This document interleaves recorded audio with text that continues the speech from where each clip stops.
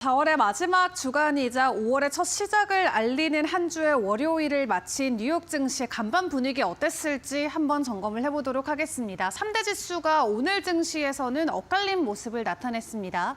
다만 큰 폭의 변동성을 보이진 않은 채 일제히 보합권에 마무리를 지었는데요. 그 안에서도 나스닥 지수만 0.1% 정도 하락을 했고요. 다우와 S&P 500 지수는 5거래일 연속으로 상승 기조를 이어가 줬습니다. 지금 미국과 중국 간의 관계 방향성을 주시하면서 시장 안에서의 관망 심리가 짙어지고 있는 상황인데 이번 주에 주요 기업들의 실적 발표가 대거 준비가 돼 있는 만큼 일부 기대감은 계속해서 커지고 있는 상황이고요. 주요 종목들 안에서 엔비디아만 2% 정도의 지수 하락이 나왔고 다른 종목들은 보합권에 마무리를 지었습니다. 어떤 이슈들이 있었는지 조금 이따가 이 주요 종목 시간을 통해서 점검을 해보도록 하겠고요. 연일 가격 하락이 나왔었던 금값 같은 경우는 간밤 1% 정도 상승을 보이면서 온스당 3,300달러 선에 다시 한번 마무리를 지었습니다. 오늘 시장 안에 있었던 주요 이슈들도 좀 점검을 해보도록 할 텐데 먼저 관세와 관련된 부분 체크를 해봐야겠죠.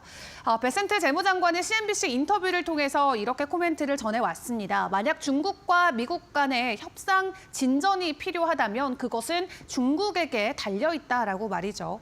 현재 중국 같은 경우는 미국보다 수출 비중 규모가 5배 정도는 더 많기 때문에 움직여야 되는 건 미국이 아니라 중국 쪽이다라고 이야기를 한 거고요. 타격이 오더라도 미국보다는 중국 쪽이 훨씬 더 강하기 때문에 불필요한 자가 먼저 손을 내밀어야 된다라는 게 베센트 재무장관의 입장이었다 생각을 해볼 수가 있겠습니다.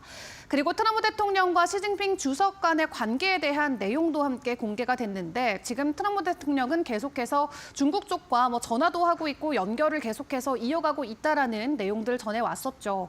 다만 중국에서는 가짜 보도다라고 선을 그었었는데 간밤 해당 질문과 관련해서는 두 국가 주석들이 통화를 실제적으로 했는지를 놓고는 본인은 알지 못한다, 불확실하다라고 코멘트를 내놨습니다.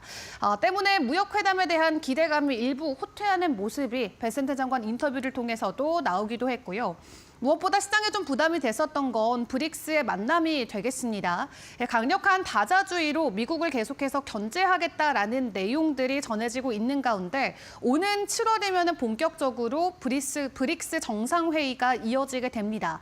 여기에서 탈달러화와 관련된 논의가 본격적으로 이어질 전망인데 일단 트럼프 대통령은 만약에 달러를 기축통화로 쓰지 않게 된다면 관세를 100% 부과하겠다라고 경고의 말을 남겨놓기도 했습니다.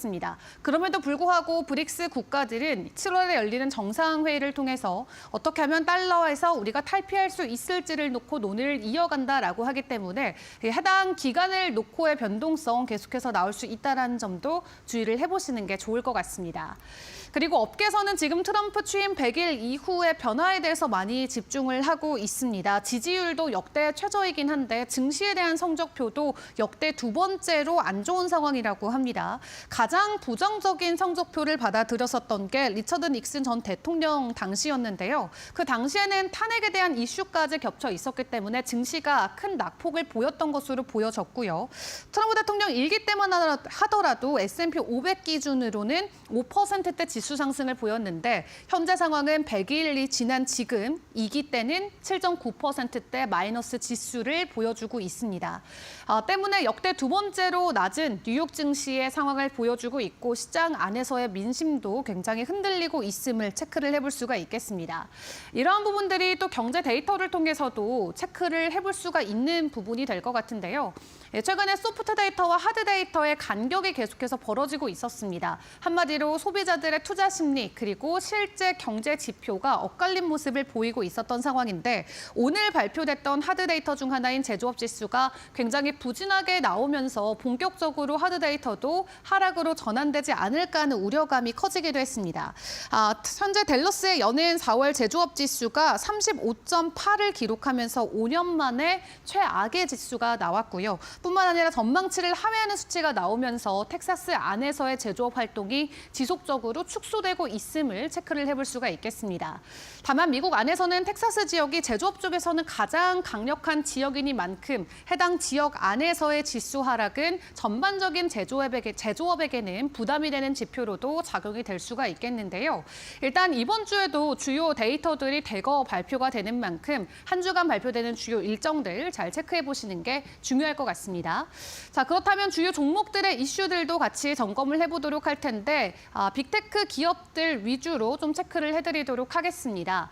간밤 엔비디아가 2%대 지수 하락을 보였죠. 빅테크 기업들 안에서는 가장 큰 낙폭을 간밤 보였는데 이 화웨이 쪽에서 전해왔던 고성능의 AI 칩 개발 소식이 오늘 엔비디아 주가에는 하락으로 작용이 됐습니다.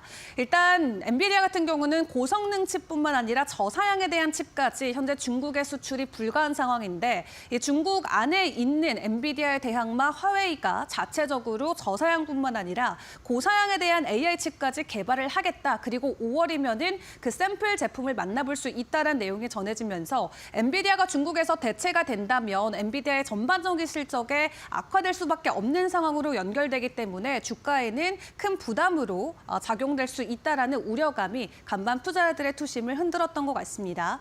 오늘 2% 정도 엔비디아가 지수 하락이 나오면서 필라델피아 반도체 지수까지 일제히 하락하는 모습이 나왔는데요. 국내 증시에 어떻게 적용될지도 지켜보시는 게 좋을 것 같고요. 다만 간밤 테슬라 같은 경우는 또 추가적인 가격 상승을 만들어내면서 부진한 실적을 발표한 이후 계속해서 상승 기조가 이어지고 있는 상황입니다. 강한 반등을 보이진 않았습니다만 시장 안에서 여전히 6월 로보택시와 관련된 기대감 그리고 주말 사이 나왔었던 자율주행 규제 완화에 관련된 기대감이 주가 상승 요인으로 계속해서 작용이 되고 있는 상황인데요. 일단 로보택시까지 한 달 정도 기간이 남아있는데 그동안 워낙 가격 하락이 가파랐었던 만큼 추가적인 가격 회복에 대한 기대감 일단은 가지고 가는 상황인 것 같습니다. 당분간 테슬라의 변동성에도 좀 주목을 해보시는 게 좋겠습니다.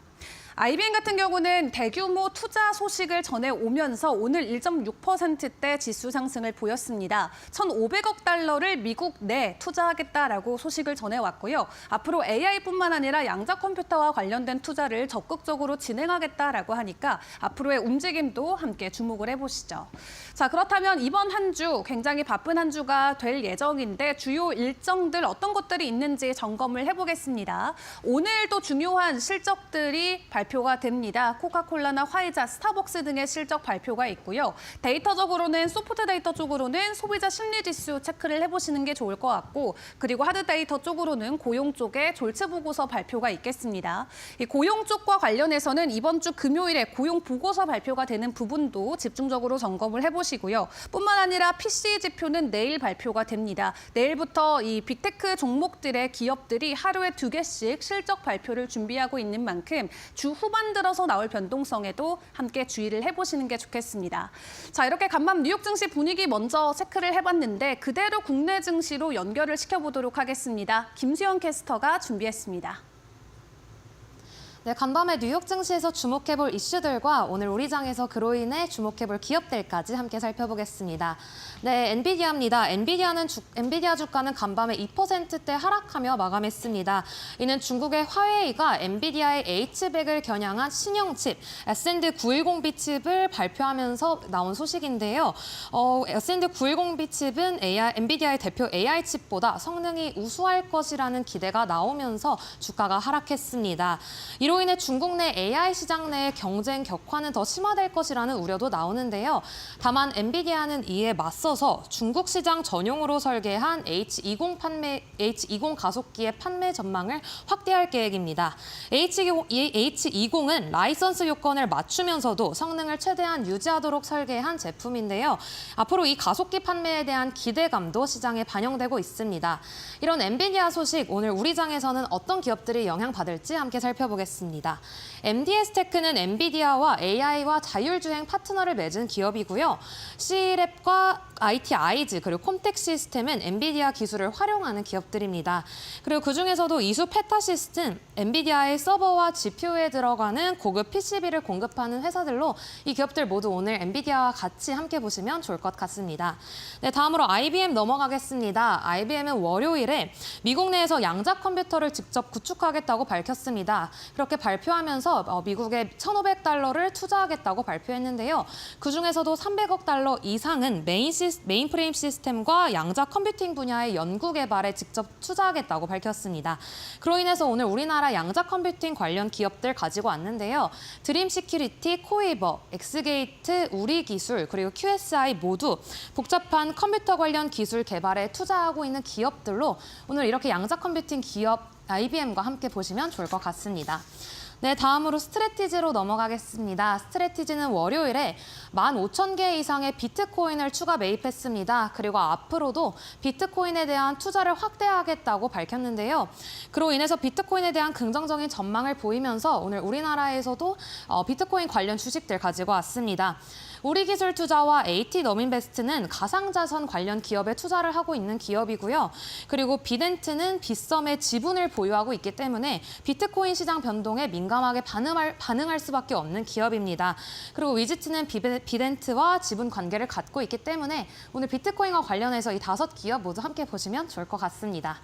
그럼 보잉으로 넘어가겠습니다. 최근 보잉은 과거에 분사했던 공급업체 스피릿 에어로 시스템즈를 다시 인수하려는 움직임을 보이고 있습니다.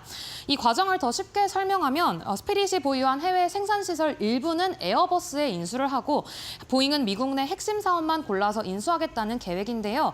에어버스는 이를 자산을 넘겨받는 대가로 약 4억 달러를 지급받기로 했습니다. 이런 소식이 전해지자 보잉과 스피릿 에어로 시스템즈 그리고 에어버스 모두 어제 간밤에 장중 상승하면서 장을 마감했는데요. 이와 관련돼서 보잉과 관련된 주식들 함께 보겠습니다. 네, 한국항공우주는 보잉과 협력하여 항공기 부품을 생산하고 있고요. 대한항공은 보잉의 여객기를 운용하고 있기 때문에 오늘 보잉과 관련해서 이 2기업 더 집중해서 보시면 좋을 것 같습니다. 네, 다음으로는 리제네론 파마슈티컬스 제약회사로 넘어가겠습니다. 네, 자사의 다발성 골수종 치료제인 리노자이픽이 이후에 조건부 판매 승인을 획득하면서 어제 장중 상승 마감했습니다. 비슷하게 우리나라에서도 골수종 치료제를 개발하고 있는 회사들 가지고 왔는데요. 박셀바이오, 보령, 그리고 셀트리온, 종근단, 광동제약도 모두 골수종 치료제 연구를 하고 있다고 합니다. 오늘 같이 보시면 좋을 것 같습니다. 네, 마지막으로 중국 전기차 업체 니오 보겠습니다. 니오가 최근 주목을 많이 받고 있는데요. 시티은행은 니오가 30일 동안 주가 상승을 이끌 수 있는 촉매제를 갖춘 회사라고 밝혔습니다. 구체적으로는 니오가 신차에 대한 빠른 시기에 신차를 출시할 가능성이 있다고 언급을 했는데요.